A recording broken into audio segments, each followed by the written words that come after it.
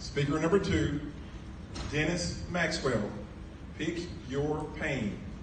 Pick your pain, Dennis Maxwell.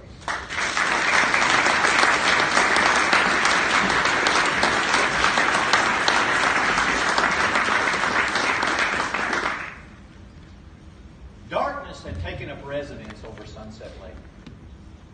And though the evening was just beginning, it had all the makings of a very long night.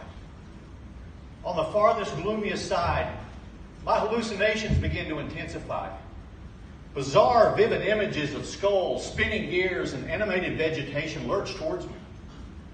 I knew they weren't real, but the conjuring of a mind that had been pushed beyond its limits. The path before me was paved with mirages that disturbed me greatly as I struggled to determine what was real. My footing was unsure as I stumbled, wobbling side to side, like a wayward drunk through the foggy night. Now let me stop before some of you suggest not so random drug testing for speech contestants. I saw the looks. I was participating in my first 24-hour endurance race, and this trail surrounding the water had been my home for nearly a full day.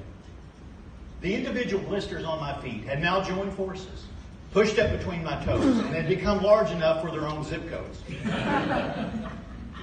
I was hungry, but no food sounded appetizing. I was desperately tired, but like Robert Frost, had promises to keep and miles to go before I could sleep.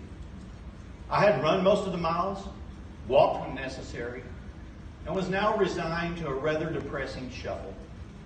Every goal had been met, except one. That was to run the last mile nonstop. To be honest, that was a much more sane goal the day before. In distance running, a pacer is someone who joins you on the latter portion of the race. Their primary function is to listen to you rant about the stupidity of signing up for the race in the first place. I told my pacer, who is also my wife, that to be alone on this last mile, in my delusional state, much less to run it, was out of the question. I was in a place of mental, physical, and emotional anguish I had never felt before. But to be honest, it had been sparked nearly a year before. I had intentionally traded for this pain. I don't mean to be negative or depressing, but pain is not only in your past, it is most certainly in your future.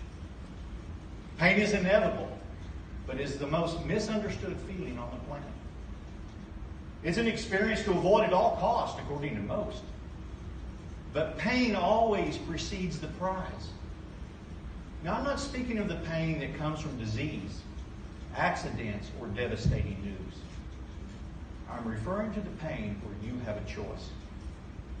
The speaker, Jim Rohn, said we must all suffer from one of two pains: the pain of discipline or the pain of regret. According to my journal from a year before, I had been busying myself with regret. I was at a point of disgust. I was obese and spent most of my free time on the couch.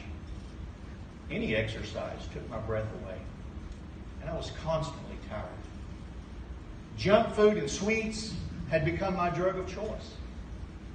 And unfortunately, those were just my health-related deficiencies. It was time for me to choose a different kind of pain. Over the next few weeks, I plunged into a process that required a great deal of soul searching. On one page, I made an exhaustive list of all of my life goals.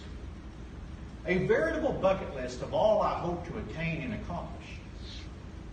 Unfortunately, this is where most of us stop. We're content dreaming about the future, never setting a plan to succeed. A bridge must be built from where we are to where we hope to be. So next to each goal, I listed the catalyst required. These were not changes I expected from others or my environment, but simple, difficult next steps that I alone could control. They were pain points, and they required me to change. I chose my health first because I knew it would impact every other area of my life. So the perfect plan was written. The problem was for me to follow through. But then, perhaps the most important epiphany of my life occurred. It began with a confrontation with a habitual liar. A man who had broken his promises so many times he could not be trusted. It wasn't difficult to arrange a meeting. I have to see him every morning in the mirror. At 50 years old, I could no longer afford to lie to myself. I began to understand that my daily rules weren't about weight or fitness. They were simply promises made to me. From that point on, I chose the pain of hunger and the pounding relentless miles. I avoided the temptation to break my own trust. Skipping one run or eating one donut would have had a little impact on my health, but it would have destroyed my internal integrity.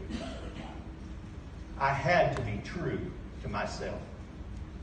Keeping those promises have led to 60 pounds of weight loss. A little respect from the man I have to look at in the glass.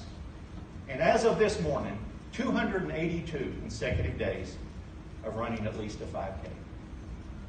Oh, and to that challenge last November on the shores of Sunset Lake. At 82 miles, I passed through the aid station, realizing there was just enough time for one more round before the race would end.